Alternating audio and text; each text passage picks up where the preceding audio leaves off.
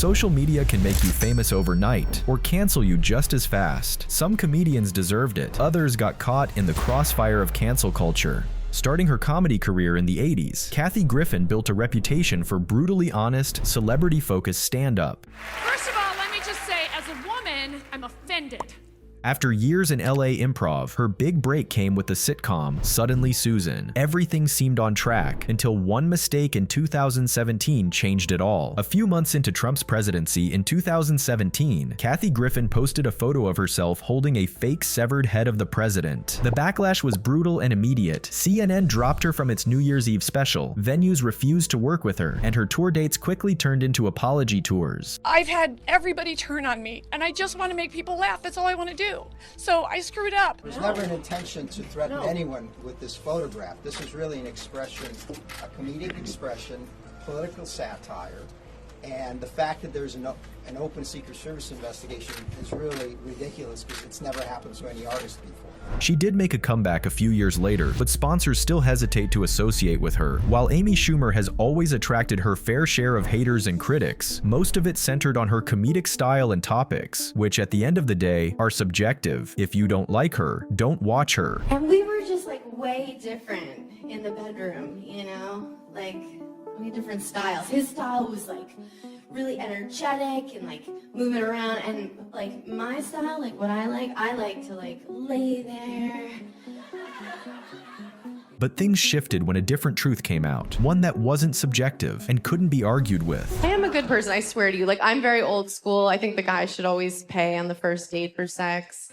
That joke was actually funny, which got people wondering, did she really write it? The internet did its thing and discovered it was completely plagiarized from a 90s comedian. Maybe I'm old-fashioned, but I like it when the guy pays for sex. I mean that. After that, the internet started digging, and let's just say they kept finding more and more dirt on her. You ever black out when you're drinking, or as I call it, time travel?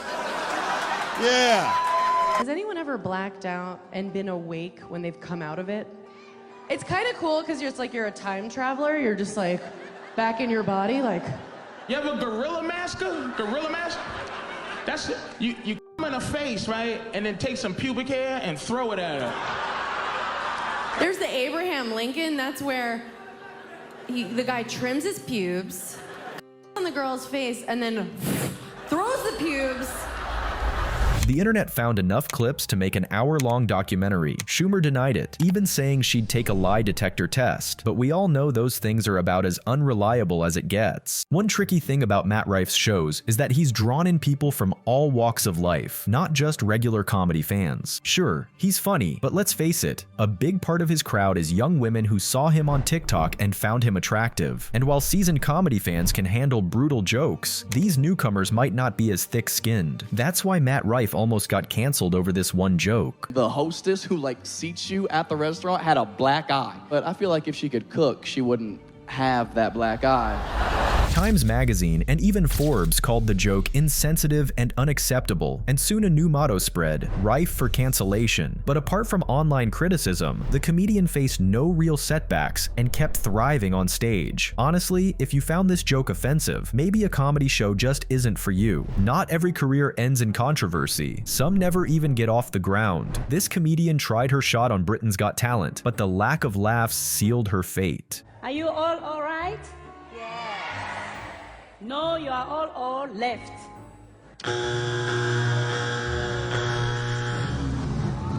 Carlos Mencia might just hold the title of comedy's original joke thief. National TV, and he catches the ball, and he doesn't even bother to get out of the way, he just runs over everybody for a TD and turn around and the camera's on him, and you're looking and he says, "Hi, Mom." In college, getting better. He wins a Heisman Trophy. He ends up in the NFL. 5 years later, he ends up in the Super Bowl. They win the Super Bowl. He gets the MVP of the Super Bowl. And when the cameras come up to him and say, "You got anything to say to the camera?" "I love you, Mom."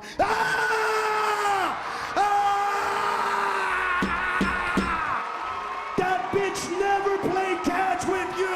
This wasn't public knowledge at the time. There was no internet or cancel culture back then, but amongst full-time comedians, everyone knew. Given his presence and reputation, no one had the guts to call him out until one person finally did.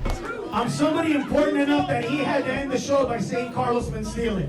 That's who I am.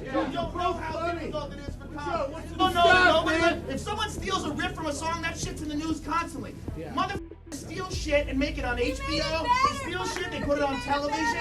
What are you saying?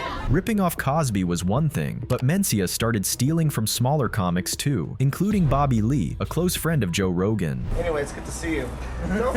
This is the reason why comedians get away with stealing. Comedians like you are afraid of confrontation. That's when Rogan finally called him out in the middle of his set. You steal material. What material? Constantly, bro. What material? You use Ari's bit verbatim about the Wait a minute. walls. Oh, you mean the bit that either George Lopez did when he just did that show? Ari did it a long time ago when he was opening for you. You saw him do it. You do it exactly. When the did he open for? He never opened for me. And then, Ari Shaffir himself went on stage shortly after. I was doing that joke before. Yes, bro. Well, let's rewind and see exactly which joke they were talking about. Here's this new thing, I don't know if you guys heard this. He wants to build a new wall all down the California-Mexico border. Like a 12-foot high brick wall, it's like 3 feet deep. So no Mexicans get in. But I'm like, dude, Arnold, who do you think is gonna build that wall? I propose that we kick all the illegal aliens out of this country. Then we build a super fence so they can't get back in. And I went, who's gonna build it? That was all it took for Carlos Mencia to realize just how exposed he was, and he completely flipped out. That's a joke. Do you really think that a Jewish guy came up with that joke before a dinner date? Do you really believe that shit? You are a good performer. You do very well with other people's shit. I do well with my shit. It's you never stole any joke? No, I've never stolen George any joke. Lopez can grab you by your neck and slam you up against the left back of the wall for ripping off your shit in your HBO special? One of Andrew Schultz's remarks about black women landed him in public beefs with big names and earned him accusations of being prejudiced and inappropriate. What is the black girlfriend effect? This is Oh, you don't know about this? glow up the other culture. Yeah, so you'll see a guy who's had a black girlfriend, all of a sudden he's got buzz cut, like clean shape up. Glows up, bro. Yeah, I like that. Glows the fuck up. They shave their hair because they start losing it. Because they're so stressed being around this black girl complaining about shit all the time. That's why they gotta shave their hair. Nah, bro. White guys with black girlfriends, They grow a beard they step their because dick there's up. more cushion when they get slapped the out. That's hilarious.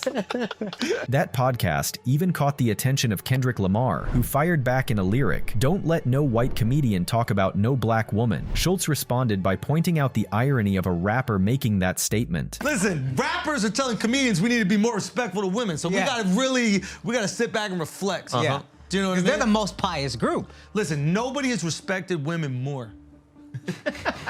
You love through women. art. Yes. Than rappers, okay? Absolutely. So I completely understand how a rapper could look at a comedian telling a joke and be like, yo, y'all need to switch that shit up. Yeah. How dare y'all keep saying your wives are annoying? Be more like us and, bitches ain't nothing but hoes and tricks. I beat my bitch with a stick, what? While Kendrick Lamar isn't like the rappers he was referring to, viewers understood Schultz's point, but Schultz pushed it too far, joking that he'd manhandle a 5'6" Kendrick. Kendrick. I would make love to him, and there's nothing he could do about it. Just Kendrick Lamar, I would make love to him, and the only thing that he could do is decide if it's consensual or not. Ice Cube's son even joined in on calling out Schultz, and of course, Schultz fired right back. Post some shit, and I just put right under it, I'm like, why don't you look up Google No Vaseline by your dad?